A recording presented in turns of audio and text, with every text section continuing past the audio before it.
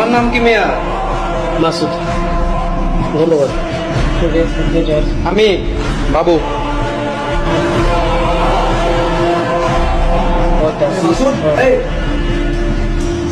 নতুন আসিস, নাম কষ্টে সালাম কালাম কিছু নেই, পড়তে বয়ে গেছিস।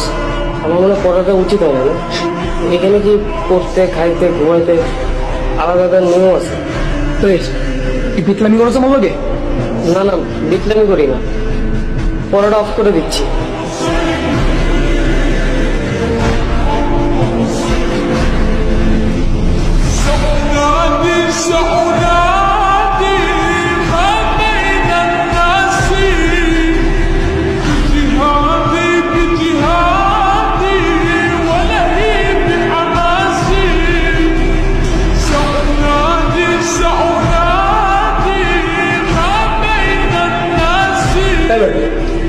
কি হবে মাছ কাজ কেন তোলে কাটা হবে না, আলু করতে দেখো।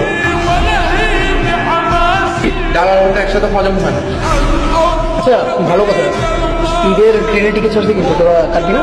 আমি তো টিকিট কেটে ফেলছি। মেসেজ হয়ে যাচ্ছে।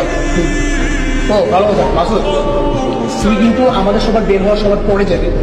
আরো ভালো কথা, তুই ঈদ শেষ করে আমাদের সবার আগে এসে ফেরত আসবি। আইসাটা তুই অসুন্দর না দেখছে ওটা একদম পরিষ্কার করে বলছি। দেবের কিন্তু অনেক মজা আছে।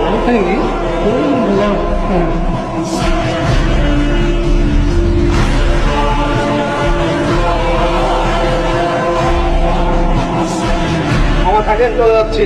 আচ্ছা ঠিক আছে। কি অবস্থা? অগ্রিমিত সাবধানে যাবেন মামা। তোমার যেটা কোথায় এলে তো বাড়িতে বসছিস? হ্যাঁ বাড়ি যাবো না আজকে? বাড়ি কিভাবে যাবো বলেন মামা? কেন? হোস্টেলে বন্ধ হয়ে যাইতেছে, আপনার রুমমেট তো যাইবো না। কিরকম সাইকো দেখছেন? ঈদ আইসে এখনো বাড়ি না যাদের এখানেই পড়তে হইবে। আমার কথাটা মানেন, ভিতরে যান, গাড়টা ধাক্কা দিয়ে বাইক করে দেন।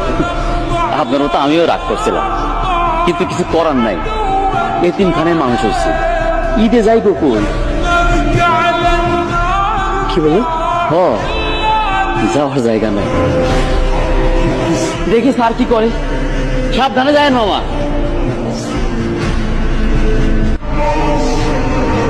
কি বাড়ি যাবো না? তুই ব্যাগ গুছ, একসাথে যাবো। আমি তো এতে কোথাও যাবো না, আমি এখানেই থাকবো। বাইরে যে ভিড়, না গেলে আমার বুঝার লাইন আছে তো। সালাম আলাইকুম খালা। ওয়ালাইকুম আসসালাম।